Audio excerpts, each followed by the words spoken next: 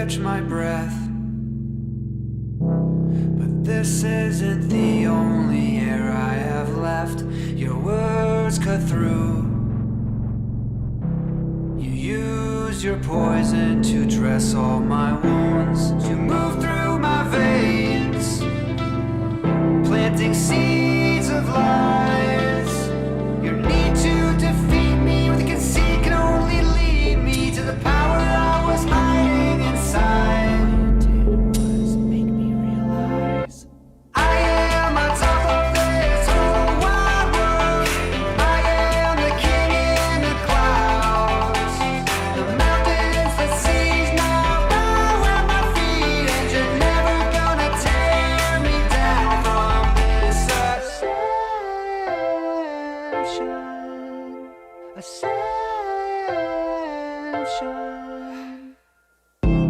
If I'm being honest, I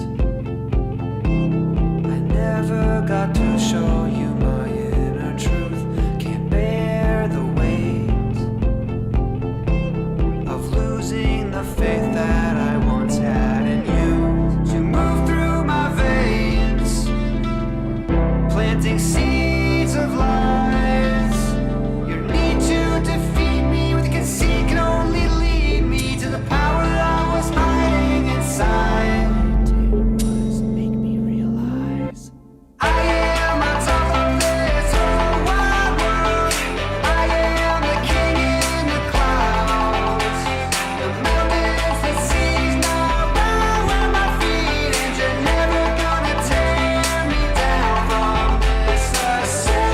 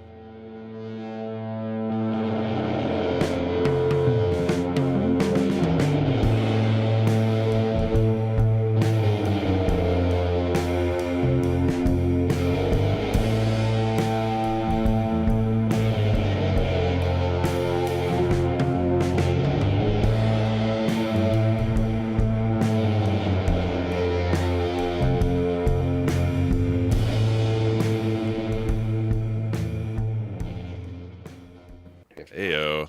How's it going, everybody? I'm Ben from Universal Audio, and welcome back to another Office Hours. Happy to have you guys back. Took a nice little holiday week off, you know. Happy 4th to everybody. But no better way to come back from a holiday than to celebrate with another Luna update coming out this week. And to kind of walk you guys through a bunch of the features, as well as we're going to deep dive into the EMT plates a little bit later on. We brought around the Office Hours crew. We got Matt, Drew, and Connor with us today. How you guys doing? Hey, good to be here. Yeah, nice to have you back, Connor. It's been a minute, man. Has been a while. Been very busy. Luna team's got a lot going on. So yeah, it's nice to drop in occasionally. Happy to be here today. Yeah, absolutely. And I'm sure the audience is happy to have you back here as well, so they can grill you with all the big questions. Yeah, I can address some potential future mysteries or. I was like, you can hear the window. You can hear the windows off in the distance, right? That's right. Yeah, I'm not even looking at the chat, but there's I'm getting signals and signs. It's difficult. Nice. Well, before we dive into all the updates, I just want to make sure everybody's aware. You probably all saw the email, but the half-yearly sale today is actually the last day. No asterisk needed. This is like the last day of the half-yearly sale. So if there's been a plugin on your list, you haven't gotten it yet, like I just can't stress it enough how important it is to do it today if you want a good deal. Midnight Pacific time. Yeah. Midnight Pacific. Don't miss the deadline. And what's great too is we just launched. I'm sure a few of you saw this. The UAD satellite promo, where if you buy a UAD accelerator, you also get a bunch of free plugins along with that. Both the PCI card as well as the Thunderbolt 2 and 3 satellites are all on offer there. So if you've been thinking about adding more DSP to your system, that is by far the best, most efficient way to do it. I run 2 satellites over here in my rig.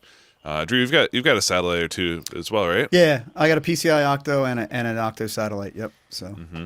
So it's a great way to add extra horsepower to your system for mixing, and right now with you get some extra free plugins alongside it that are incredible. So yeah, guys, I guess just checking in here on the comments. Someone's asking about a Lexicon deep dive. We just did. Correct me wrong, Matt. Did we do the 224 or no? We did Ocean we Way talked and about it. Capital so far. Yeah, we talked about 224 a little bit on the 100 tip show, but we haven't done a deep dive yet. All right, so we'll program in the Lexicon stuff for the next deep dive. Today we're going to focus on the EMT plates, but I guess just trying to string everybody along here for as long as possible, but without stalling for too much more time. I guess Connor, let's talk about 1.1.10. This is an update for Luna that's arriving this week. Yep. What are the highlights for the folks?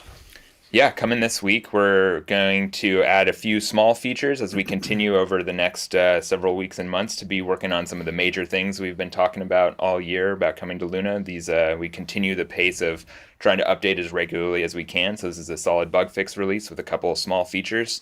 We've added the command name to the undo redo menu. So certainly nice. A very actually popular request, but nice to finally have in there. When you go to the edit menu, you see what the undo will or redo will do. So if you separate a clip or change a fader or do anything in Luna, it now associates the undo and redo menu item with the name. We'll take a look at that.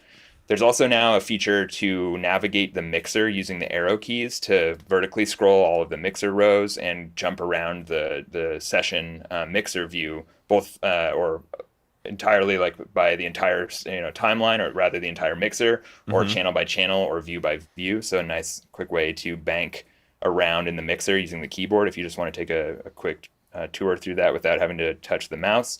Nice. And also, if you are an iLok USB user, you now have the option in Luna to automatically activate all of your licenses to an iLok USB. So it's a nice licensing improvement for those who have an iLok USB. To be able to run Luna without an internet connection, you need to use an iLok USB. It keeps your license out of the cloud and brings an instance of that license onto your dongle. Nice. And you can now set up Luna to always use that dongle instead of trying to start a cloud session. And then there's a bunch of other little improvements that we'll look at. You can route MIDI to plugins on buses, not previously possible. The bulk modifier features that were added to sends several versions ago are now available for inserts, so you can copy and paste all inserts, Nice. and a few other little things like that. We'll take a look at. That's really cool, man. So yeah, I guess should we dive in and kind of show people how these work, how to actually use them on their systems. And yeah, what would be a good place to start? I guess maybe with some of the new navigation and kind of be able to move around the windows. We want to start there.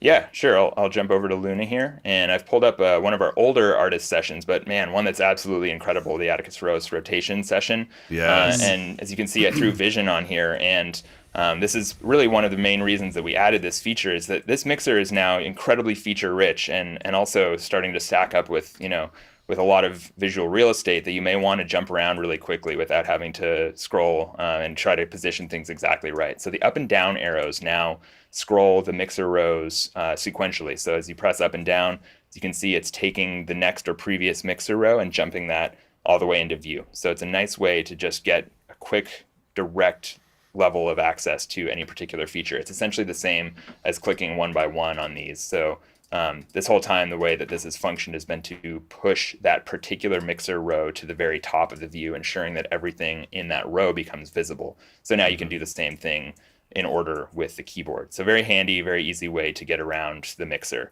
vertically. So along with that, you can now use the left and right arrow keys to go channel by channel. And then there are a number of modifier keys, some of which I'll have to add a few more tracks, which will segue to another feature.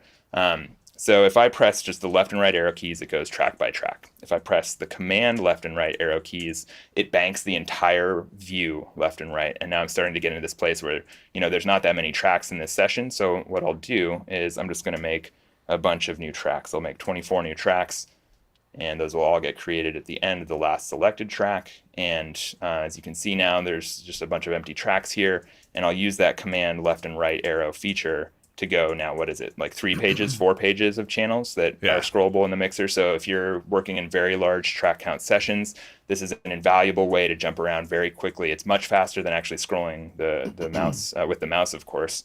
And then if you press Control and Command, it goes to the very beginning. Control, Option, Command. So many modifiers. Option, Command, left. It's all three. Command. Yes. All three you of twist them. your finger into a pretzel and then stand on your head and press the left and right arrow. So you can only do it when you're doing the handstand. Exactly. Well, ARM mode is enabled, so it's using this arrow. These arrow keys use DSP on the Apollo. It's incredible. So Option, Command, left goes to the very left of the mixer. Option, Command, right goes to the very right of the mixer. So those are the navigation features, and I'll show you that there's now in the undo queue, in the edit menu, undo new track. So you actually get a sense of what it is that you're undoing. So I created those 24 tracks. Now I know with confidence that when I undo that, it's going to remove those 24 tracks that I created. And similarly, the same thing shows up for redo. So quite straightforward to show you that there's a number of additional functions that show up here. And some are generic, some are really specific. So like I just separated this and it's going to say undo separate. If I use the recently added nudge features to nudge left a few times, it shows up as undo nudge left. If I nudge that right, it shows up as undo nudge right. But then there are certain things that, for instance, if you change something in a effect, I'll just throw up something here. If you change something in an effect, it shows up as a control change because we don't always know exactly what that thing is. So there's some generic stuff and then there's some really specific stuff that shows up. So any control that's touched is a control change. Any edit shows up as a really specific command. And of course, both for undo and redo, you see those things. That's gonna be so helpful because that's one of those things where like if you go up to the edit, you're like, how many things back? Say you do like the nudge move, right? Where you do a bunch of nudges and you're like, actually, I want to get back. It's a good way to be able to clearly see when you're done nudging and when you're starting to like change your parameters again or something like that. Yeah, exactly. It gives you a sense of where you are. Exactly right. Nice. All right, so that's scrolling around. That's undo, redo names. What about you said there was an improvement to the swiping action as well? I actually forgot that. Thanks for cueing me on that one. So yes, so as you know, hopefully it's incredibly fast, useful workflow if you're working with a number of tracks and aren't using selection grouping or don't have a selection made.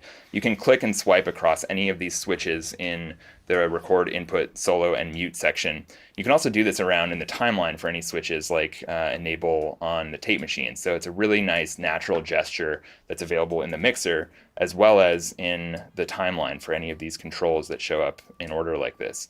What we've added is the simple ability to scroll the channels as you drag. So if I, again, let me increase the channel size of things here so that I actually have some area to scroll. Once you get to a certain area, it starts scrolling down the list. So a really quick way to actually get to something that's off screen. The same thing works in the mixer. So just another nice little cleanup of the user experience, small functionality added to keep things rolling along. And make it so that you don't get stuck doing a basic operation where you just want to get that next channel for mute or record enable and haven't made a selection. You can just swipe across and it will actually scroll the window for you as well.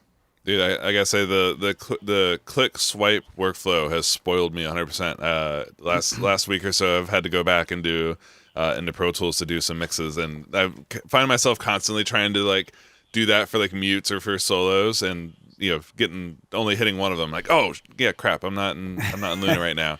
It's swiping, and then the other day I added a plugin in Pro Tools, and I couldn't undo that, and I was like, oh, that's right, that is shocking. So no, it's these little things, the little differences where they're so close, but they're so different at the same time. That's right. Nice. And then let's talk real quick about the license location stuff, and I guess Drew, I'll share your screen for this one, right? Sure. Yeah. So for this one, essentially what this is, right?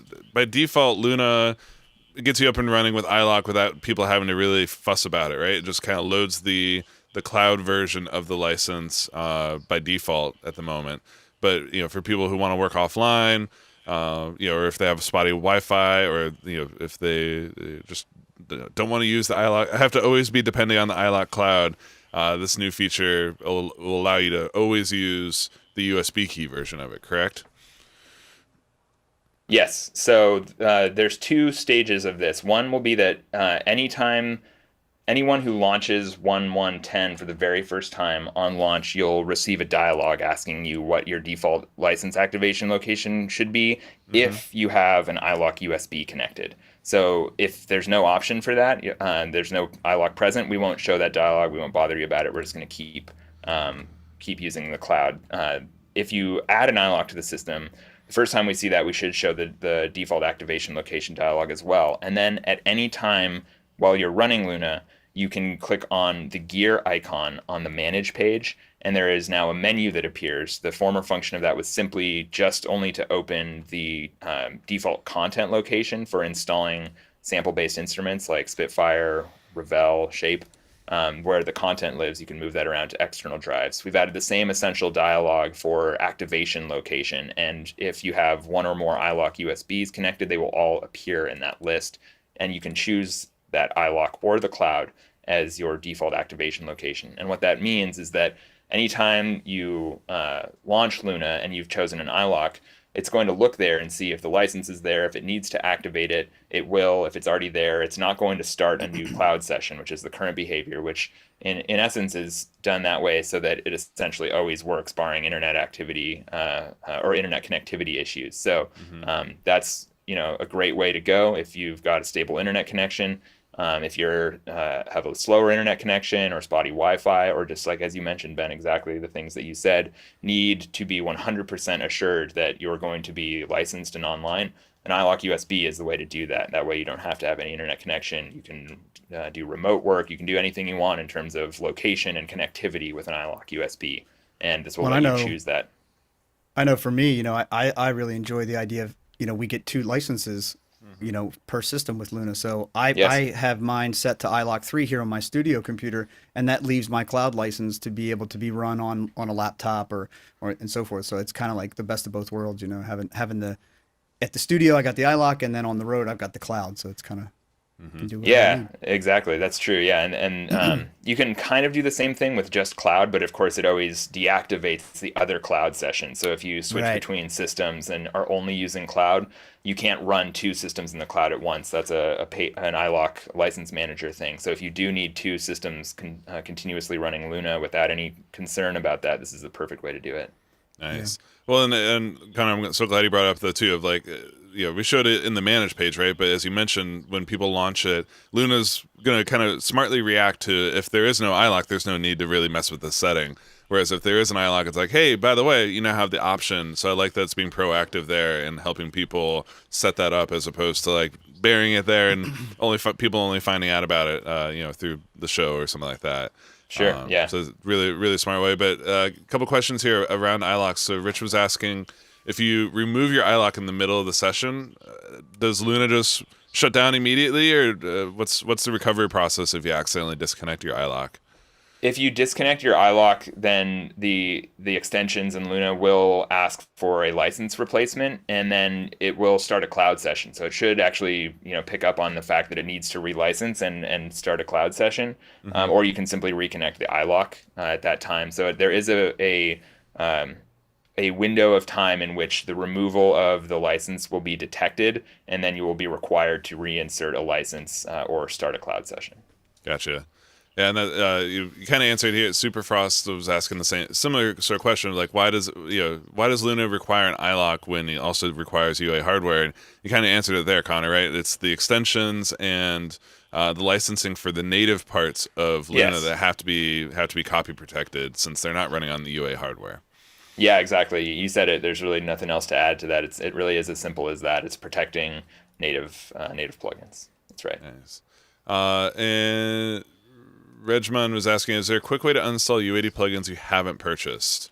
So there's not a way to uninstall them, but there's a couple of ways that you can hide them, right? And I guess Luna does this by default, where when you pull up your plugins list inside of Luna, you'll notice there's my Universal Audio, and then there's the full list of Universal Audio. So Luna is automatically showing you preferring to show you the ones that are licensed and available on your system.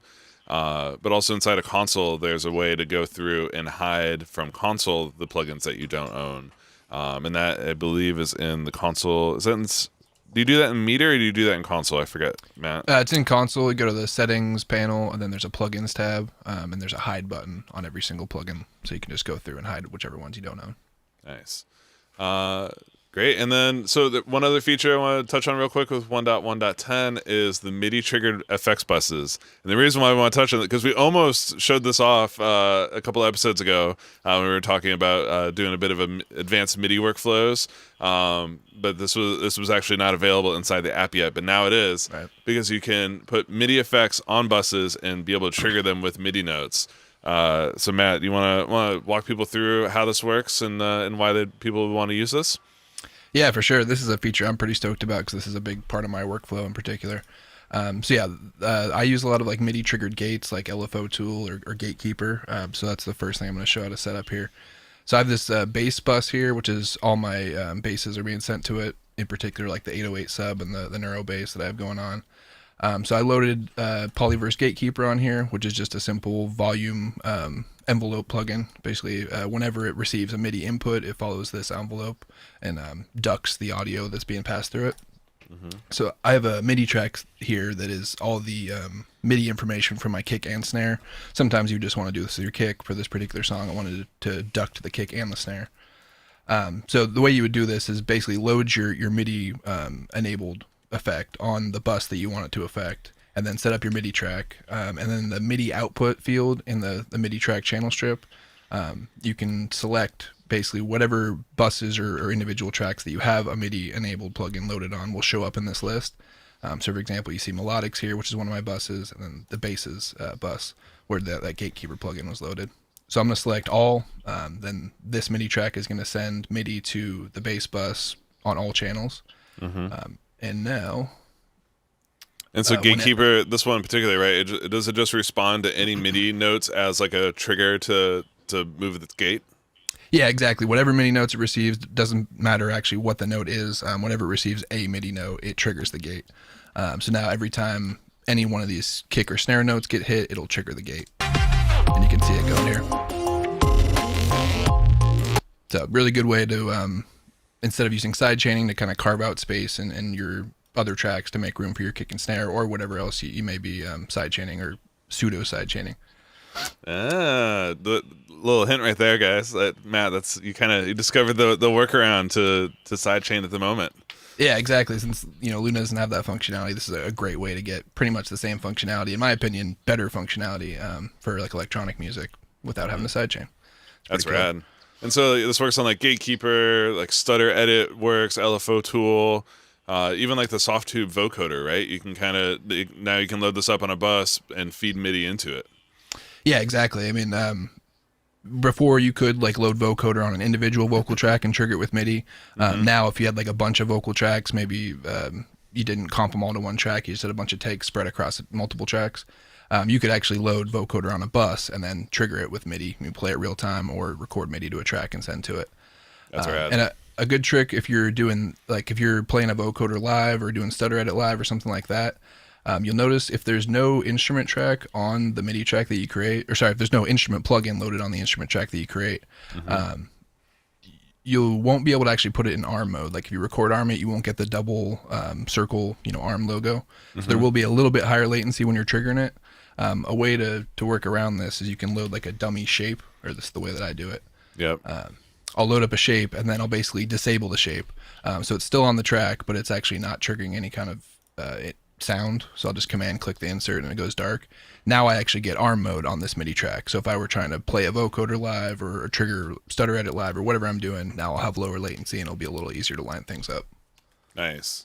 Yeah, that one's super helpful, and I use that one too. That same trick that Matt just showed you guys for using like external MIDI instruments. Sending MIDI out, basically MIDI out of the track, having being able to throw it in the arm mode with that little trick is really the way to do it. Yeah, totally. Nice. Yeah, you can do that with any kind of MIDI triggered effect. Yeah, stutter edit, LFO tool, gatekeeper, vocoder, whatever you got. It's pretty much the same setup. That's awesome. And then Connor, you mentioned one other one that we haven't covered yet, which is the being able to copy and paste chains of stuff, right? So Yes. so it was a couple of versions ago we were able to right click on the sends header here, and then you can come down and say copy all, and and then you can paste those from channel to channel. But now you can also do the same thing for inserts, correct? So you can come up Yes. here, right click on inserts, copy all, come over to another channel, and right click, paste all. Thank you. huge. Thank you so much, sir.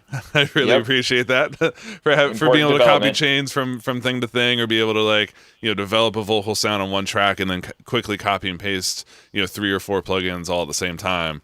Yeah. That's a lifesaver right there. Yeah, and there's even an even faster way to do it. If you hit Command C while in the mixer, it enters the copy modifier flow, and there should be a little icon that appears at the top that then lets you copy in a single click and then click on any destination to paste. So really fast way. And then if you hit Escape, it'll clear out of the copy mode. So that's again, in that sort of gestural clicking and dragging, swiping kind of thing. That's a really natural, very console-like, move your hands across the surface kind of workflow. You can do something very similar in Luna using that really quick workflow to copy or remove or any of the modifiers for the entire inserts row. So Command C is how you pull up for copy. How do you pull up the remove modifier? We don't have a modifier key for that at the moment. So Okay. if that's something folks want, just hit that feedback button and say, give me a remove key command. Well, it seems straightforward. in the interim, right? You come over here to the left hand side. You see the modifiers. Yeah. Hit remove, and then just like you could see with copy, you can do plugin by plugin, or you can say I don't want any of those. Goodbye. There we go. Nice. I love that. And so that's for 1.1.10. I think we kind of covered all the major things. Are there any other little bug fixes or stuff that people would be interested in? Yeah, let me just scan this list here. There is an update that will occur when you launch Luna 1.1.10. If you haven't already installed the latest iLok License Manager software, there's an update to that software that will be installed automatically by Luna. You don't have to do anything else. Just be aware that when you launch Luna, it will prompt an installation and may ask you to enter your password for installation of what it'll refer to as a helper tool, and that's going to install iLok License Manager, which is required for Luna and now has been bumped up a version. Or several versions really as a minimum requirement. And there's a bunch of cloud location improvements in that version of iLok License Manager that will benefit from. A few bug fixes in there for sure. We'll post the release notes as we always do, fix the number of crashes, fix some issues that could occur assigning inserts when using alternate windows, not following the track selection from the currently focused window. And just trying to think if there's anything else in here that's a super important. A couple improvements to the copying cues to channels. So there were some cases in a group where the cue levels or pan would kind of get swapped around. We cleaned stuff like that up. And some issues affecting visibility of API Vision channel strip. Just a bunch of good cleanup stuff. And again, all of the items that we report in that list are driven by what users report to us and we find in the feedback or through customer service. So if it's listed in there and you've reported a bug, take a look and you might see your fix in there. Certainly we try to jump on the ones that come in through feedback, and as soon as we understand what that issue is, if we can fix it quickly, we try to get that stuff sorted out as quickly as possible. And a big part of why we're always releasing updates so frequently, like 3 weeks, a month time frame on the regular, is just to get those fixes into folks' hands as soon as possible. And of course, new features, large and small, like what we're doing today, just kind of a bunch of, relatively compared to things like console emulation or nudge, just kind of smaller features to keep things moving along as we work on, other larger features that'll still to come kind of stuff.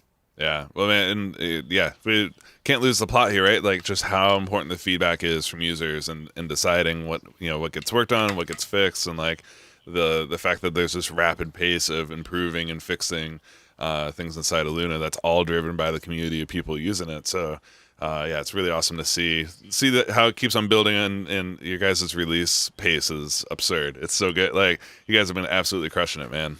Super fun. It's great to be able to work that quickly here. It's definitely a luxury. Absolutely. Well, one of the features, we're gonna get into the EMT plates here in a minute, but one of the other things that came up on our list is a maybe underappreciated Luna feature that we've kind of touched on a few times here in office hours, but we haven't really given it its full due yet, which is alternate windows and the power that you can have with alternate windows inside of Luna. So I'm sure a lot of you do. If you're like me, I've done plenty of sessions where I only stay in one window, right? Where you're just kind of going back and forth between the mix window and the edit window, and especially on a smaller session or early in the process, switching between the two can be really easy. But hopefully you guys already know this. But if you don't, Luna allows you to make alternate windows that are super duper powerful. Like, you can customize what tracks you're seeing, what part of the mixer you're seeing. You can leave, we'll kind of show you guys a few examples here of how we're all using alternate windows. But I guess to kick us off, let me show you guys real quick how to access and how to make these alternate windows. Because it's my hunch is after you guys watch what we're going to show you guys here, you're going to be making alternate windows for yourself all the time. So there's of course a shortcut for it, but first I want to show you where it is in the menu. So up here at the top of the window, you see window, and you have new alternate window, and then you have previous, next, to be able to kind of toggle through all of them. So it's a very similar shortcut. You guys if we're all already using command equals, to go between your edit window and your mixer window. So you just add a shift to that, and it opens up a alternate window. And you can always tell that it's an alternate window. At least that's the way I do it. Is you can tell in the top left. Notice how there's not a UA diamond up here. That's how you can tell the difference between your main window and your alternate windows. So now that I've got an alternate window, of course, this is a mixed session where I was using an alternate window, and this is the alternate window I like to keep set up for myself when I'm mixing, which is basically all my buses. So all of my subgroups, all of my my drums, my bass, everything, they're all going into subgroups before they go to my main fader. So what's really great is, as you guys saw, this is not a small session. A lot of tracks, a lot of stuff going on. So it's nice to be able to subgroup all that stuff together, and then I just maintain an alternate window for all my buses. So now I can make, at a higher level, I can make adjustments to my mix. I can work on my bus processing all inside of one window where I'm not having to scroll around or kind of find where I'm at. Again, we're gonna add a little feature to this, which is really cool. So this is one where I've gone through and hidden all my tracks, but there's a real quick way to do this. Since all of these are feeding my main output, I could very simply just hit the spill button. Obviously, since I'd already hidden everything else, they were no action here. But this is another little good shortcut. I know, Connor, you're a big advocate for the spill function, and I am as well. So like being able to just hit spill, quickly see all those tracks. But of course, I could do that for, say, my drums, right? So I took my drums bus, hit the spill button, and now my dedicated mix window, my bus window here, is showing me just the drums and the drum group as well as its output here. And then when I unselect that, it goes back to the view I had. So this is kind of a cool way to show and hide, be able to focus in on the bass group and then zoom back out to look at my subgroups. So I make huge use of this alternate window workflow for all this sort of stuff. And it goes along with this too, that you'll notice, see, I've now, let's say I highlight and select all these tracks. They're just selected in this window. So when I go back to my main flow here, I can select some drum tracks here. Each window has, what's the best way to think about this, Connor, is each window kind of has its own set of selection grouping of, which view you're on. Like there's a lot of stuff that's independent between each window, correct?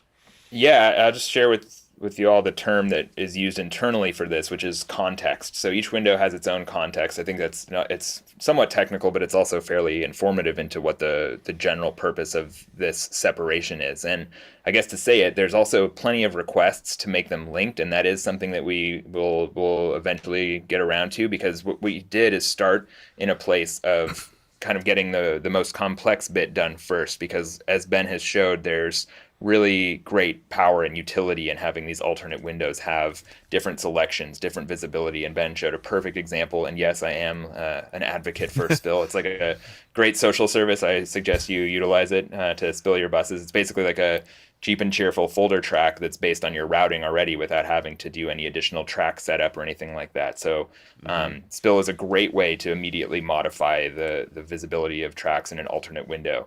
And the other aspect that's important about what we call the context of these windows is that there's information that is relevant to the session that you open, but there's also information about the windows that's stored globally, so that with each session, you don't have to reestablish your window layout. Meaning, if you have two monitors and you always want your timeline on the left and your mixer on the right, or they're stacked in any particular orientation, when you set up your alternate windows in Luna, they are essentially set up that way until you get rid of them, or until you trash your preferences or uninstall and reinstall, things like that. So that with every session that you create, those windows stay in place. You don't have to do any reordering, or even if you take a session from someone else that you're collaborating with and open it, it opens in the context you've set up for yourself.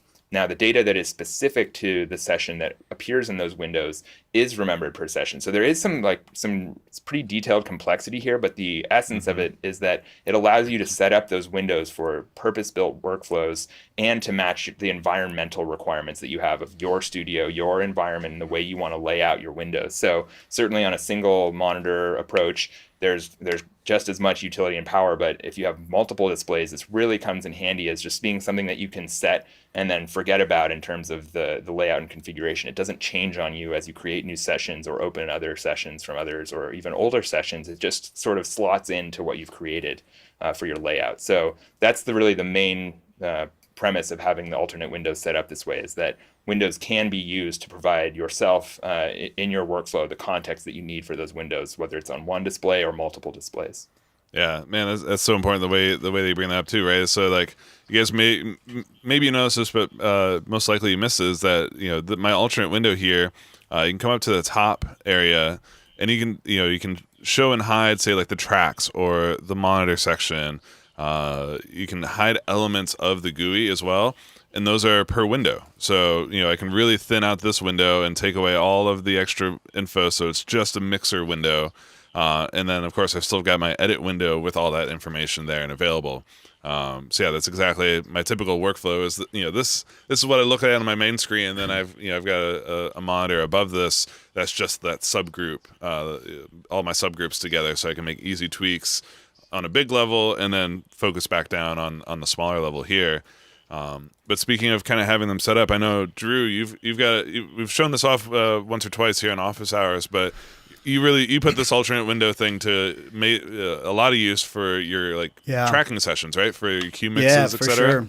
Yeah, and actually, before I share that, let me just mention one thing to circle back on Spill a little bit. Like for me, you guys didn't mention, but one of my favorite aspects of Spill is the ability to command Spill.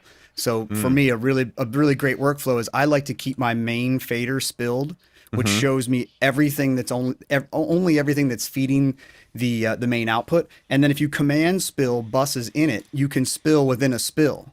And so that way my main fader stays spilled, and now I've spilled my drum bus, and then when I'm ready, I can command spill to get back out to the spill level where I was. So this is really great for being able to, you know, see all of your buses feeding the main at all times, but then command spill into, to dig down or sort of dive down and then come back out. Of course, if you just unspill. I totally forgot about command spill. You're right. Yeah, that's a great one. So, the alternate window for me, this was so I'm going to do what you just did, Ben. I'm going to come up here and I'm going to select new alternate window. Now, of course, nothing's happening on my screen because in my studio, this goes to the opposite to my second monitor because this is the way I like to have it. But so I'll drag it in place here so that you can see it. It's a slightly smaller monitor.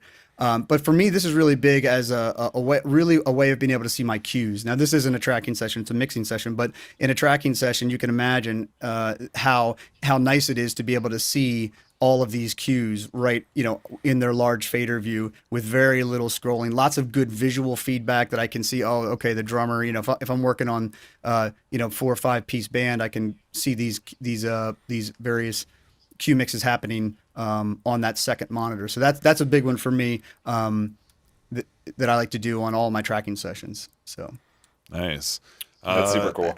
Right, that's such a good way to. And then again, you guys saw it. Like Drew just made a new alternate window, and it already brought up the view that he most often uses. Like so, as Connor was mentioning, like Luna does a great job of remembering. When you pull up a session, and if you had an alternate window already going in your session, it automatically restores it to, hey, you had these 2 windows last time you were in the session.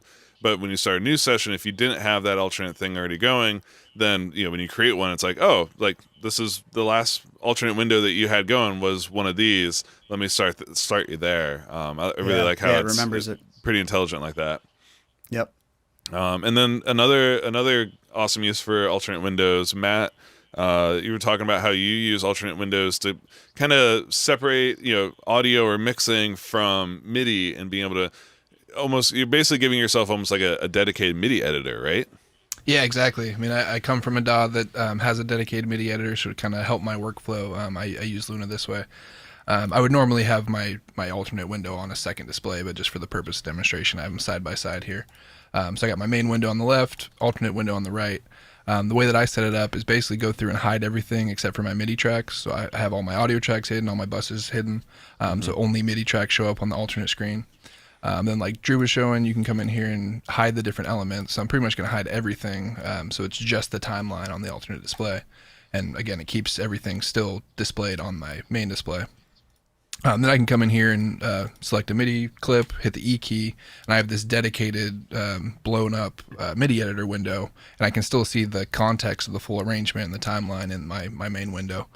So I find this like a super handy workflow for me for being able to zoom in on something, change some MIDI notes, do some programming without losing the context of the full arrangement. Yeah, that's really good. So you do like MIDI in one window and then audio in the other, that kind of thing. You try and separate them like that.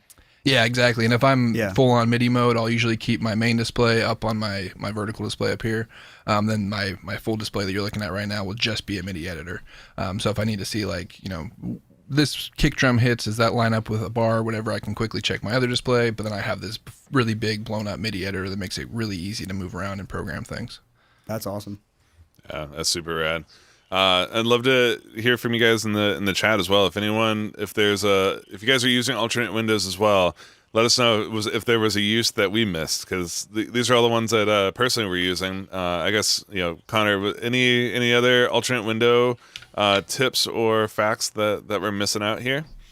I think we covered everything. Those are really excellent examples, like the perfect demonstration of the intent of being able to set it up that way, where it's each window can be made to suit a particular workflow, and you can have multiple of those windows and close them and reopen them, and it restores where you were at in that session and the location of that window without missing a beat. So really good way to work. Hell yeah. Nice. Well, cool. So we've talked about, I did see a question there in the chat, people asking about when 1.1.10 is arriving. And it's this week, right, Connor? Yep, it's this week. So before the end of the week, typically we try to release on a Tuesday or a Wednesday. So it should be happening here pretty soon. And we'll just say for sure by the end of the week, we'll leave it there. But yep, very soon. Nice. Awesome. All right. Well, let me just quickly scroll through here, see if there's any other questions that we should jump on. Zoran's asking about getting a video channel for doing documentary work. I posted the link. Oh, you did? All right, nice. I posted the link. There's a great third-party tool that'll allow you to synchronize a video player in there. I love that. Great.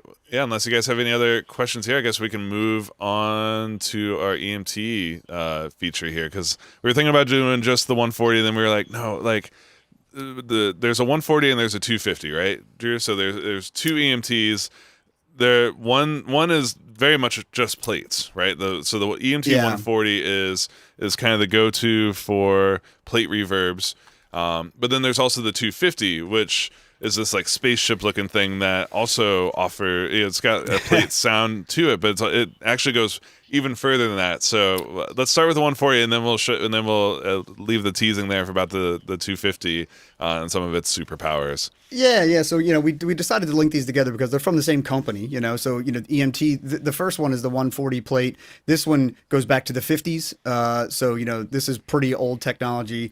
It's a type of mechanical reverb, in the sense that it gets its name, plate reverb derives its name from the fact that it's created by using a very large sheet of metal. We're talking, roughly 8 foot by 4 foot, that these are sheets of metal that are suspended in these shock mounted frames.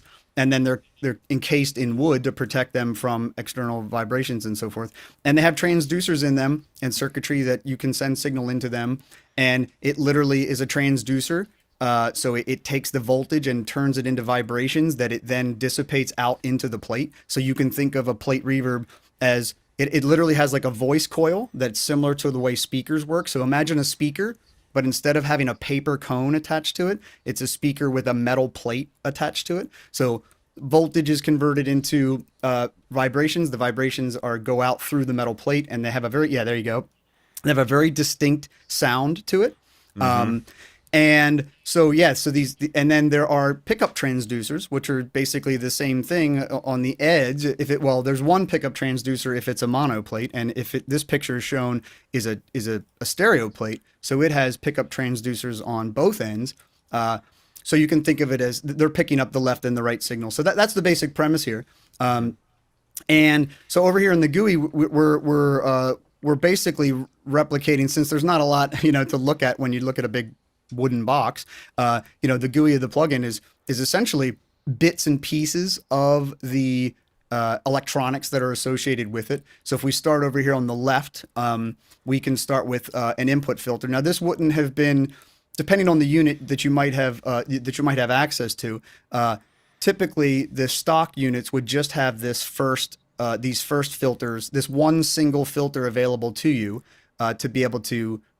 It's a high pass filter, right? So it's an 80 hertz high pass filter. At that point, it's basically just a rumble filter. And you can choose the amount of attenuation that you want. But down here on the bottom, we also modeled something that was pretty popular that people did was people would update the electronics in these things. The original units were from the 50s. So, as you get into the 60s, 70s, and 80s, electronics were failing. People were looking to upgrade them and so forth. And so other companies altered, offered mod kits for it.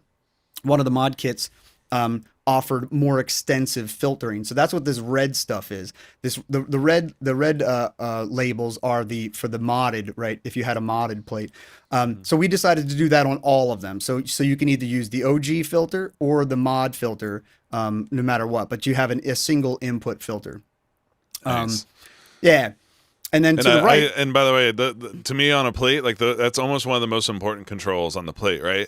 Is this like your the low end of the voice, or if you're throwing drums into it, being able to reduce the amount of low end energy that's feeding into the plate drastically changes how it's responding. Because as we'll get to across to the right, there's another EQ section, so you kind of have two opportunities here to be tweaking the tone, but it's important to know this one's on the input. So this influences what the plate vibrates and responds to. Yeah, there's a lot, and in fact, we'll get to a little bit later, but just to preview it now is the idea of the pre-delay. Pre-delay was something that was put onto in front of plates or even behind them in order to add pre-delay, because it wasn't really a part of the thing. People would do it with tape echoes, or later you could do it with digital stuff. I remember an old time engineer guy older than me was talked about adding, they would add preamps in front of it, and they called it banging the plate. That's what that was the phrase they used. They called it banging the plate, because they would run it through a preamp and heat up the signal and then send it to the plate. And it was guy named Greg Lukens, who's a fantastic live sound and studio engineer who told me that story many years ago. But anyway, it's really impactful what you do in front of all of your effects, really.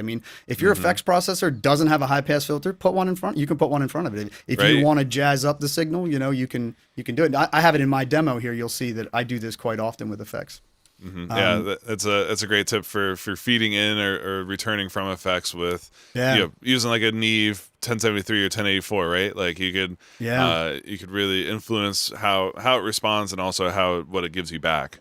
Yeah, for sure.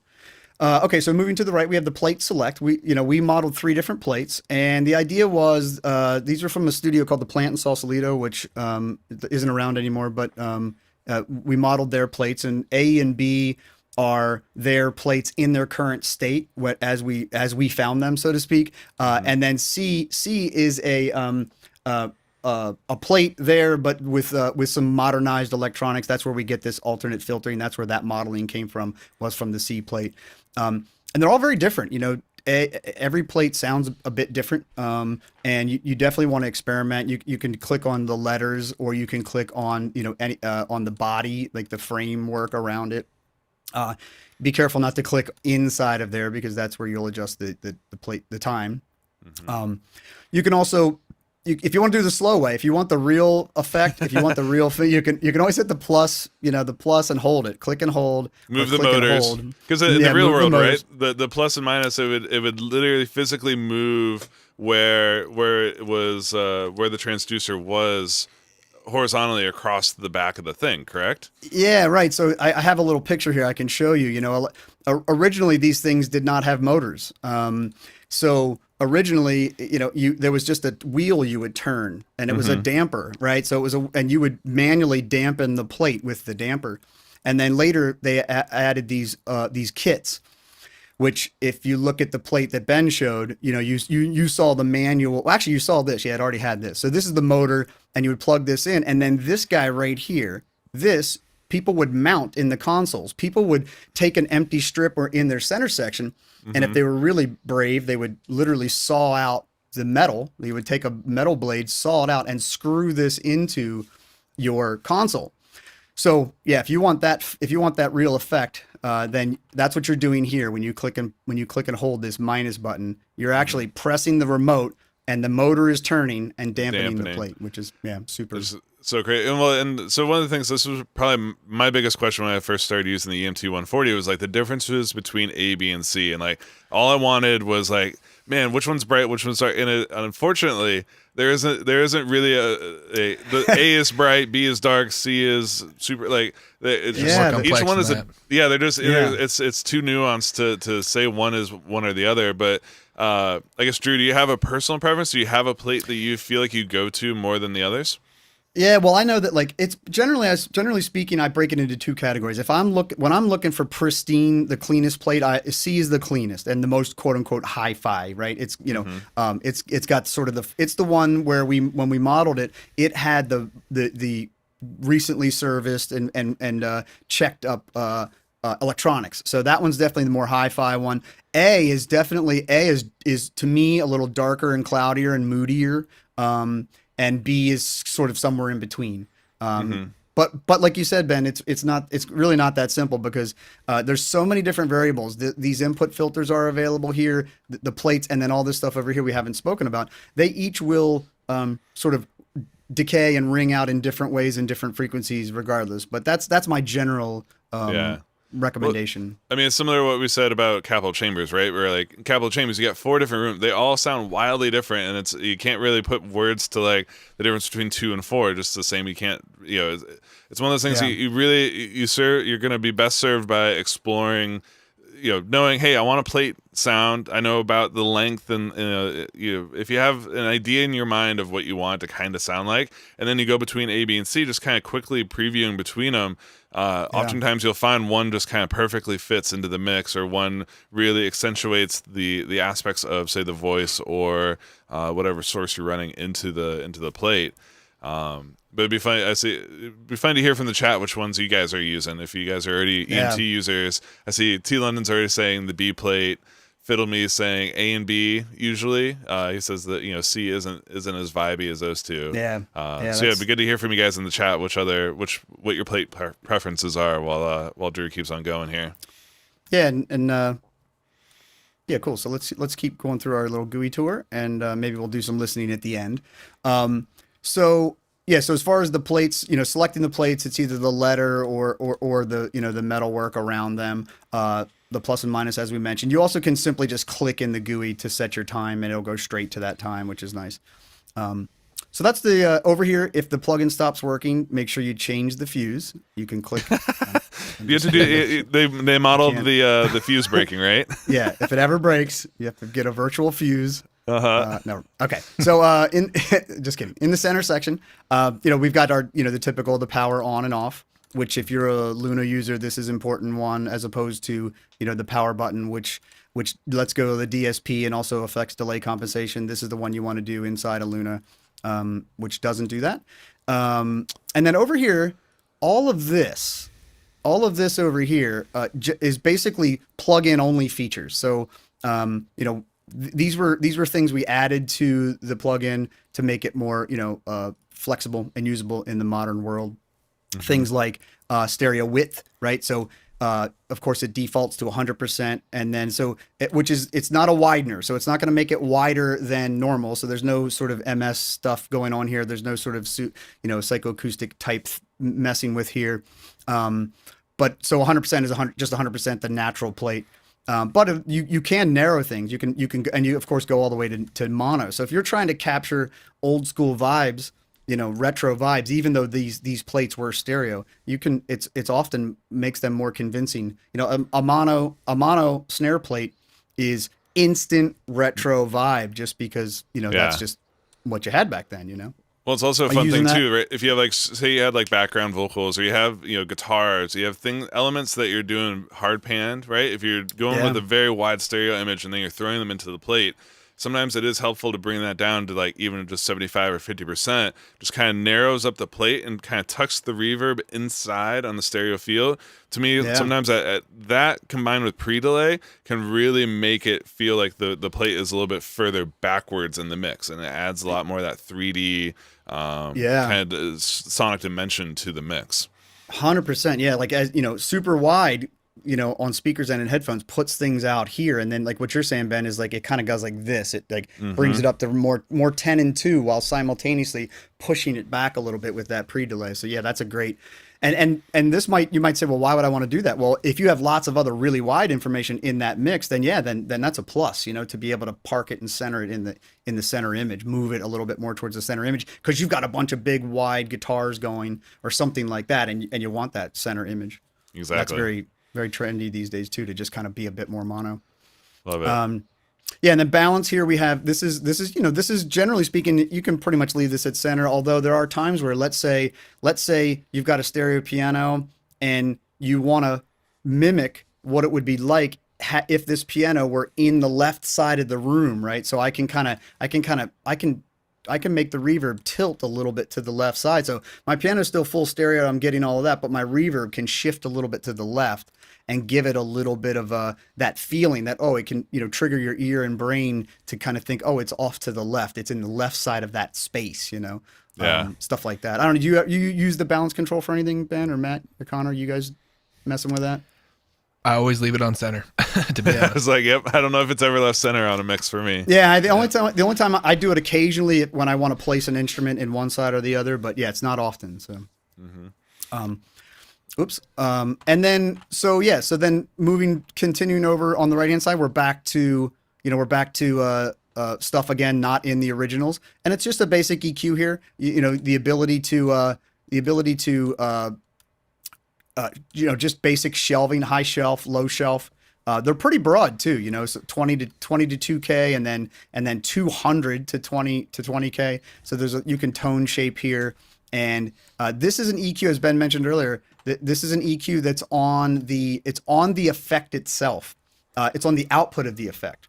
So it's not like that input filter where you're actually impacting what's happening inside the reverb. This is shaping the reverb on the backside. So it's definitely a different approach, and it's different from this signal path standpoint. But it's nice, you can, if you in a big dense mix, you might not want to, you might want to have a little bit more control than just a high pass. Yeah, I find myself, I use that one a lot of times. Yeah, if you want to open up the top of it a little bit, reduce the low end energy coming back from it, That's one of those ones. It's such a simple EQ, but it does end up being really important to tailoring and kind of having it mesh with the rest of the mix. Yeah, and it sounds good too. Yeah, it's a good sounding EQ. Lastly, this is super subtle, but definitely worth trying out. You know, this is a mod section, again, not in the original, and you just have a simple rate and depth, right? If you don't want any modulation, just put the depth to 0 and it won't be doing anything. Even pegged, it's very subtle. This is modulating the reverb, the reverb sort of tail, and it just kind of gives stuff a little bit more interest.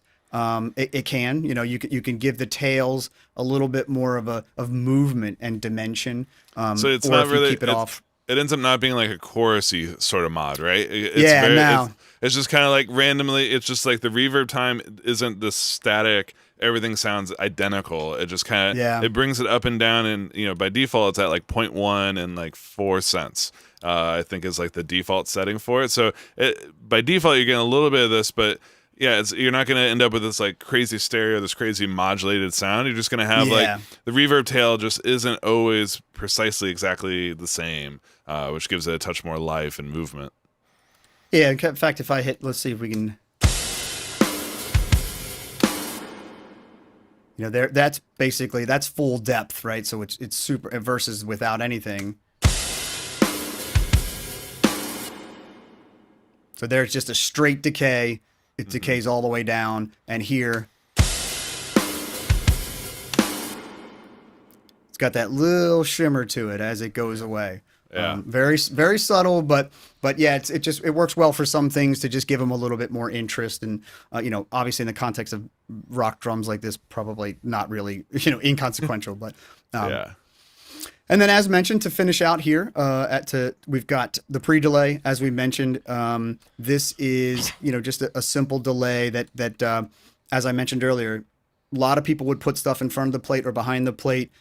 Plates didn't have a pre-delay, right? They didn't have that. So in the old days, they would use tape echoes. They'd put a tape echo, which is going to do, you know, whatever slap it's doing, 50 milliseconds, whatever. Or beyond, and we'd put that in front of the plate to give you that. So we just kind of built that in here, going all the way out to 250, which is obviously pretty, you know, only for maybe really legato instruments or special effects or something. I don't know. Yeah. I've never gone to 250 myself, but. And then lastly, of course, you know, we have the wet dry knob, which if you hit the wet button, it overrides this. I personally, you know, pretty much always use this plugin on a, you know, in the old school way, send and return. So it's always going to be in the wet, you know, with the 100% wet. But it's great. You know, it's a fantastic sounding plugin. It's deceptively simple. There's a lot of history here. There's a lot of cool stuff that you can do with it.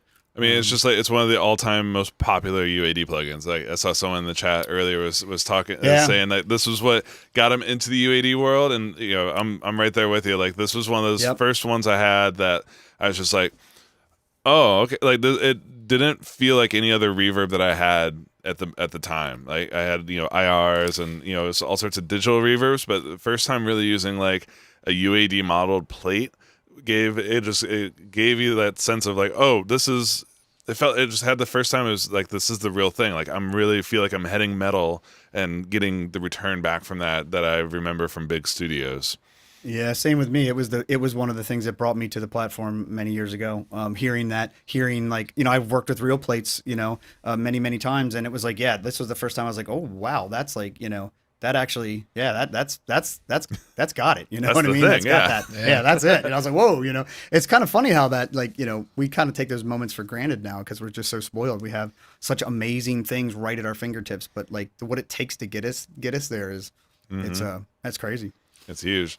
So what's cool is that, so this is the EMT 140, but there's another EMT that's named 250. I don't know how they were coming up with their number system for these, but this one, it looks like it's from the future. It looks like it was dropped off by an alien and you know, turned into some strange device.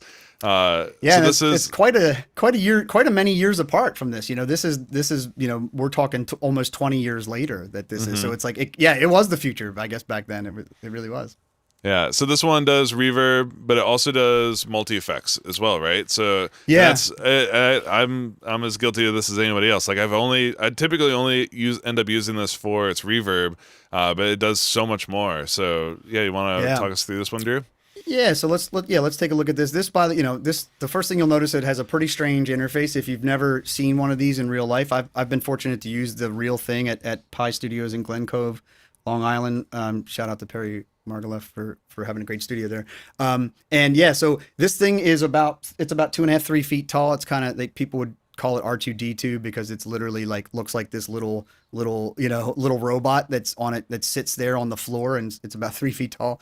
And these are actual levers that are on it, so you literally are turning these levers. Like it's actually a pretty crazy interface to deal with in the real world. And of course we've modeled that so it's as if you're looking down on top of that, on top of the unit. And so yeah, let's just do our usual thing, left to right. If we start here in the upper left-hand corner, we can click on the logo, which is of course your internal on-off switch, and the lighted logo. Down here we have in the bottom left-hand corner we have we have a meter, an input meter, green and red, and don't be afraid of the red here. Because we modeled the input stage. We modeled it's a digital device. This is 1976. It's really early digital, but it does, obviously all digital devices start with an A to D converter and end with a D to A converter. And we modeled the A to D. So, it's definitely worth experimenting with, hitting it a little harder. There is coloration there. There is some saturation and there's some distortion that you can get there. Also have a noise switch. It's super subtle noise, but, it's there. If some people like that, some people it gets on their nerves. It depends on sometimes I like it, sometimes it gets on my nerves. I can't. I don't know. For me, it depends on how much gain I have after it. If it's I'm not blasting everything up, then sometimes it's nice to have. Because it almost becomes people are gonna get mad at me for saying it, but it's almost like a dither, right? It ends up being this like low level noise that it's the same reason why do you have the noise on the Studer tape machines inside of UAD. It's just like that was part of the character of those sounds. So like without it, you get the same effect, but you don't have the full thing that you would get if you were using the actual machine. So it's nice to have the option to turn noise on and off on these devices. Yeah, and the noises, it's not just noise for the noise's sake. It's literally the noise of the unit and what it would make based on the program. So literally, you'll notice that the noise changes based on the program and the settings. So it's not just some generic thing that we've just added. It's the actual noise. Which is kind of cool if you're into noise. If you're into noise, If you're into noise, and then so let's walk through the GUI here. Like it can be broken up into two main segments. You got these 4 levers, right? So the 4 levers are going to be not always involved, but the 4 levers are the main thing happening up here, and then buttons down below. So it's primarily a reverberator. So the rev button, the red rev program button, is off to the left by itself, just to show its prominence, and that's really the main thing that this was. These other features, the other programs, the other effects, they were, as you'll see, they were, by today's standards, somewhat limited. But I guess it's 1976. You're going to throw, you're throwing everything but the kitchen sink in there and saying, "Hey, look what we can do. Look what we can do." As long as we can delay things, we can do these other time-based effects, right? Right. Exactly. Might as well do it all. So in rev mode, you've got lever number 1 does exactly what you'd expect. You've got the reverb time, right? And of course, it's selectable. In whatever 200 millisecond increments here.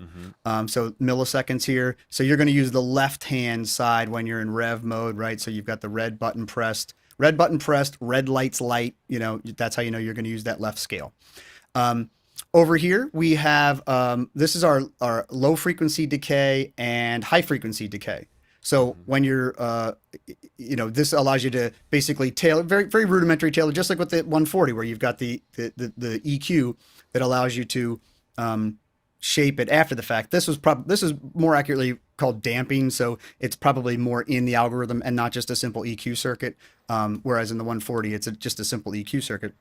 Here, it's, you're changing the algorithm for the damping aspect. You can go less bottom end, right? So 0.5, so times 0.5. So that's cutting the low frequency decay in half, times 1.0 or 1,0 is the normal amount. And then you can add to it. So you can make your reverbs very bassy or thin them out a little bit. And then similar thing here with the high frequency decay. Except for the high frequency, it's either max, which is just how it is, or it cuts it down. Right. Yeah. So yeah, you can't have an exaggerated top end with the 250. Right. Yeah. So it's up here is max, and then it's going down from there. And that's typical. You kind of typically reverbs you want to dial back the brightness. Yep. And then you got you have your pre-delay, right, which is just fixed with either nothing, 20, 40, or 60. And yeah, so that's the main modes, right? The main reverb mode, and what the 4 levers do. A couple things before we go to these other programs. Let's just talk about these guys down here. Get them out. Let's get these out of the way. Again, we've got a non. Wasn't available on the hardware. It's just the ability to do a wet solo. So for when you're doing your typical send and return time-based effects, you always want this wet solo to be on. But if you're doing some inserting, which with this plugin you might do more often than other reverbs because of these other program modes that we're going to talk about. So you've got your wet dry mix here, and then you've got this little guy right here, which is pretty interesting. These front rear outputs. This is 1976, and what was happening in 1976, Ben? Quad, yeah. So in 1976, quad was happening, right? And so what this unit had 2 sets. It had front inputs and it had rear inputs, and so we modeled that, right? And rather than putting multiple outputs in the plugin or what have you, like we put this switch in here, this front rear switch, and you'll notice it's not always active, right? So if I'm in some other program mode, the little LED indicator goes away. But when I'm in the reverb mode, it will. And if you do this, you'll hear that it swaps the left and the right.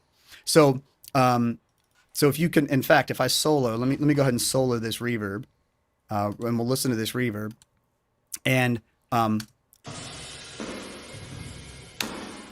if you'll notice, you hear the snare a bit more on the right. And then when I switch, it moves over to the left. Hear that? Over there. So it's basically like it was making a quad reverb, and it was just kind of swapping. I think it was just swapping the sides. I mean, I don't know the algorithm, but like that's my take on it. So yeah, cool. But it's kind of interesting stuff. So we modeled that. And that we'll talk a little bit about that. This front rear outputs thing sometimes does nothing, and sometimes it's a mono button, and sometimes it is a mute input button. It basically depends upon what program you're in, and I don't think we want to go over all of the minutia and machinations here. So I would just refer you to the manual, because there's a chart in there that tells you exactly what's this front and rear output button is doing depending on the program. But super cool. For folks who are maybe newer to UAD, do you want to just show them real quick how to pull up the manual on this? Yeah. So at the bottom right hand corner, of every plugin GUI in the UAD bar, you've always got a question mark. And you have a couple options here. You can go to web info, which will take you to the store, or you can hit the manual button. And of course, the manual button will. I was reading about the Culture Vulture beforehand, but it brought that up for me. But yeah, it'll find the manual for you and bring it up into your in your PDF viewer, whatever your default PDF viewer is. So yeah, definitely worth always as always reading the manual is super. Especially when you're learning, like if you get a new plugin, or if you're approaching something like this for the first time, you'll always you'll find there's stuff about these plugins that is only in the manual, right? Like in the little tweaky things like that, but also helpful charts. Don't sleep on the manual. It's incredibly well done and very helpful if you're trying to dive a little bit deeper into these plugins beyond just the standard, like, oh, let me pull up the 250 as a reverb. Like, if you were to ask me about the phaser parameters on this, no, I'd say go read the manual. Like, because it's well. And hey, speaking of which, this just came up on the forums this week. Was everybody should know that any UA developed plugin, its manual is contained in the consolidated UAD plugin manual. However, third party developed plugins or direct developer developed plugins, they have their own manuals written by those direct developers, and they are in the applications folder, Universal Audio documentation. So if you're ever going through the UAD plugin manual and you're like, hey, how come I don't see this plugin? Check that folder because any direct developer plugins are going to be in there. So I just figured I'd mention that since it came up this week. Nice. Okay, so that's the basics of the GUI and the basic reverb operation. And Frank, to be full disclosure, like I'm primarily a 250 reverb user. So in prepping for this segment, I was educating myself. I think all three of us were, educating ourselves. We did in the 100th episode. Monty was on. I think he got all of us thinking about this because he highlighted the fact that he uses the 250 for the phaser, the chorus for the special effects.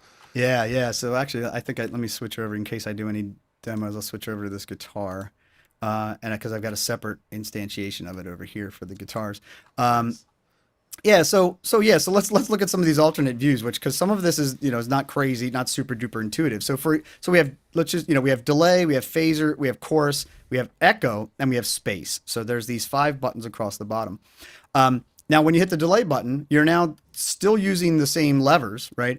And lever number 1, now you're switching over to the right hand side. So green button, green lights, and we are now dealing with the chorus state delay time. And then this has the finer delay time, which I think is in like 5 or 10 millisecond increments, so you can kind of get in between. So you can get it precise in between. I see how that works now. That makes sense. Yeah. So this, we're talking 20 milliseconds here, and then here's your your fine increment here. Yeah.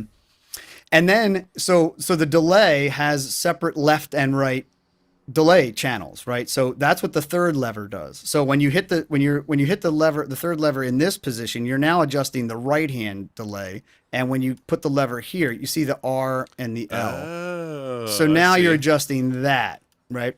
That's now, cool.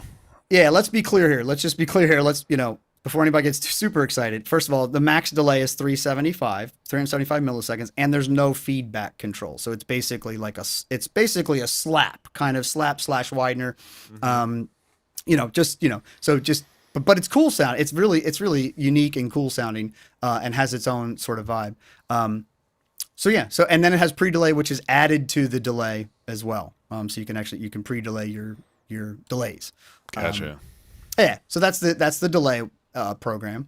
And by the way, guys, feel free to poke in here, with your guys's any thoughts you guys have on these. We're in uncharted territory for me right now. Yeah. Okay. So let's switch. Go ahead. Yeah. Go ahead. No, go ahead. Yeah. So we're looking at the phaser. So next up, let's look at the phaser algorithm.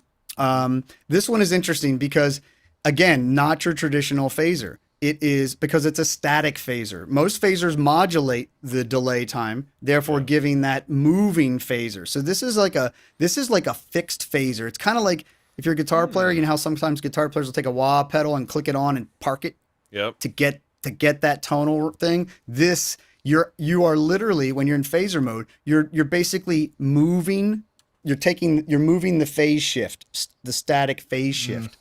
And moving it on its curve, which is pretty cool. That's really cool. You can get it's like a really cool, unique sound because you're not only getting this fixed phaser effect, but you're also getting like the modeling, right? You're getting the modeling of the unit, and it's like and the dimensionality of these outputs.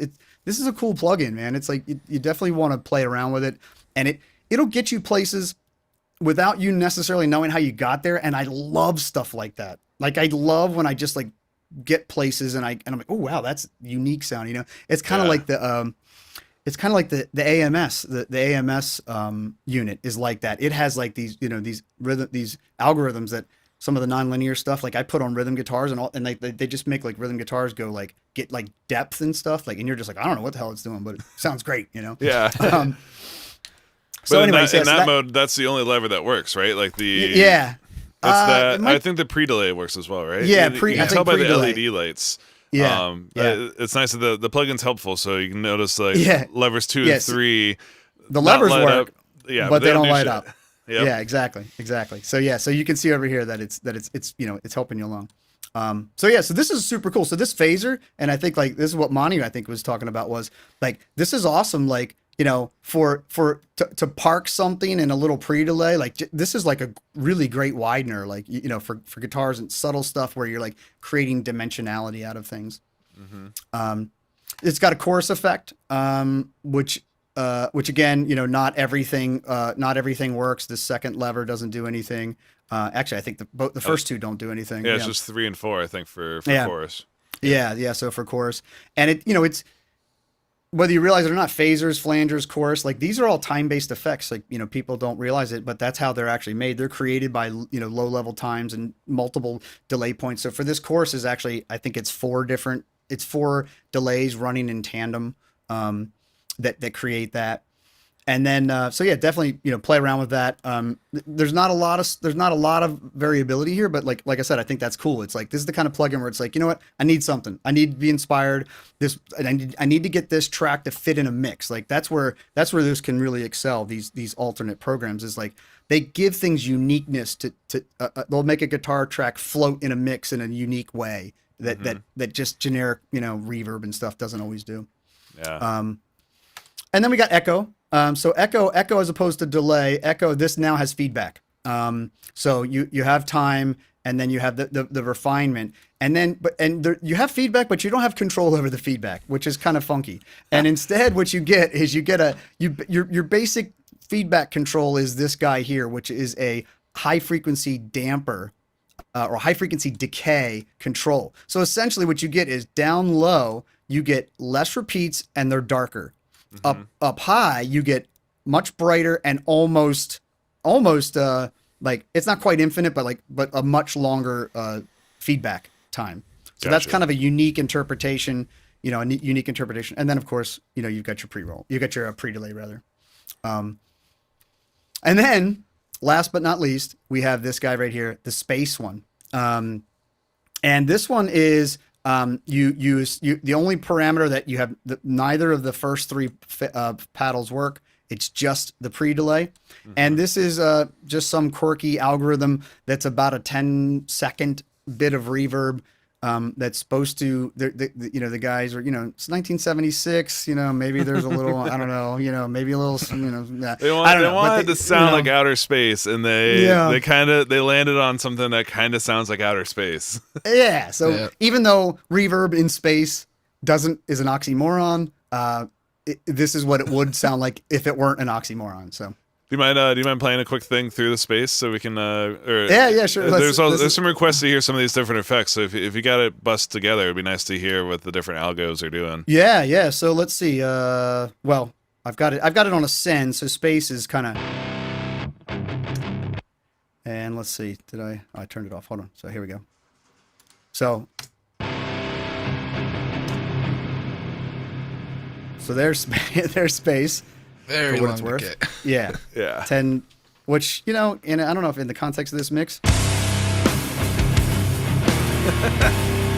kind of works.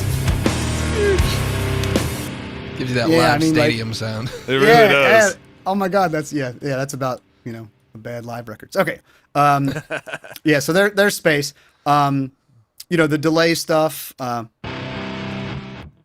pretty much what you'd expect it without feedback. So it's kind of like more of a placement kind of a thing where, so now I've got that left, right, you could create something that, with the left and right being set differently. Let me pan this guitar in the center and then you could get an idea of what I'm talking about. So there you got that left to right interplay, a little like ping pongy kind of delay. You can imagine that kind of tucked in, could be cool, like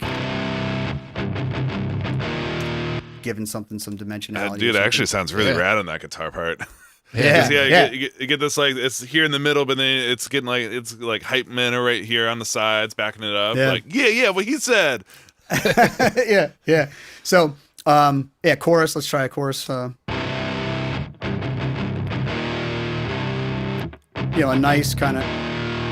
nice old school kind of rich subtle chorus that, like, that in the context of a mix would be like could be super sweet. It's got a nice width to it. Like, I hope you guys are noticing, like Drew mentioned, the input output characteristics of the 250 are modeled. Like, even when you put on that first delay, like, there's this like chunkiness, there's this like thickness to sending stuff through this EMT that it sounds it sounds like what you're hearing, right? But it's got just a touch of color added to it. That's inherent to the device. Yeah, the echo. This is kind of an interesting one with the echo because you've got this very sort of 70s, very non-modulated anything. So that's as dampened as it gets. And then as I open up the decay on the third lever, so I get more top I end, see. but also Yeah. more decay. And then the last lever spot, it's kind of like, so I think these yeah. guys, again, it's like they were trying to maximize or get the most they could out of what they were bringing to the market in 1976. But for us, it's like some cool, unique effects and Yeah. and some sonic character. That's super. So that's Nice. the EM. I love that the two, like, in a lot of people's brains, they just kind of think, oh, the 250 is like the modern 140. No, Nope. sir. Not Like at all. they are Nope. two different beasts. And the fact that the 250, it's one of the first digital reverbs, but it has these other effects that you can get into, and in my book, speaking personally, I fully underappreciated how good, especially that chorus and the chorus and the echo have got a cool thing, but that space. Next time I'm like, dude, I need this really big, huge, long tail. I'm going to be revisiting this one for some extra space. Yeah, you Oh, could yeah. imagine spilling that in to kind of make the end of a song blossom if you need to or something. Oh, totally. And yeah, even the phasers and courses, we didn't do a bunch of demoing on them, but yeah, it's like they're really good for just dimensionality. Whenever if you have a track that just feels like pasted on top of the music, you can't get it to integrate in the track. Like these kinds of effects tucked in are some of the quote unquote tricks that people use to it's not enough for the ear to grab as an effect, but it adds dimensionality. And yeah, super cool to check Hell out. yeah. Nice. Well, Drew, yet again, another really fun deep dive there into the EMT plugins. We got to talk about the alternate Windows workflow, and most importantly, kind of walking through everybody on this week's Luna update. Yeah. Matt, were there any other questions from the chat that we should hit before we sign off today? No, I don't think so. I think we hit everything that came up. Nice, awesome, guys. Well, Connor, man, it's been awesome having you back. And Yeah, nice to hang with you guys again. And Drew, as always, those are just so good. I'm always like, wow, just so stoked. I'm about to open up a session and start playing with these plugins myself. I'm gonna go buy the plugin right now. I enjoy doing them, so I'm glad that people like them. So, Connor out. Dude, I'm like a ball of technical issues today. It's a miracle that I got here when I did. It was touch and go there for a second. Yeah. Nice. Well, Connor, well, in that spirit, man, we'll let's go ahead and we can sign off for today. We'll be back next Monday with another office hours. We're gonna do a couple more here in July, and then we're gonna take a bit of a break, summer holiday break here in August. So we're ramping up to the last couple of shows. So if you guys have got any ideas for shows you'd like to see us do, throw it up on UAD forums or anywhere on social media. We're always keeping an eye out for ideas from you guys in the community. If you've got pictures to share of your Apollo or Luna or just anything UA oriented, make sure you hashtag it, hashtag Universal Audio. That's how we find all the pictures for the countdown. And most importantly, if you like those sweet, sweet jams at the beginning of the show as much as we do, those come from you guys in the community. So if you've got music to share, send us an MP3 with a little description about how you're using Apollo or Luna or any UAD in there. live@uaudio.com is the email address. Shoot us an MP3. We'd love to feature your guys' music in those countdowns, and it's always a fun way to discover music that's being made by the community. So continue to hit us up there. And yeah, guys, with that, I guess we'll sign off for the week, and we'll see you guys back here next Monday. Have fun. Go make some music. See you guys soon. Thanks, everybody. Bye. Bye, everybody.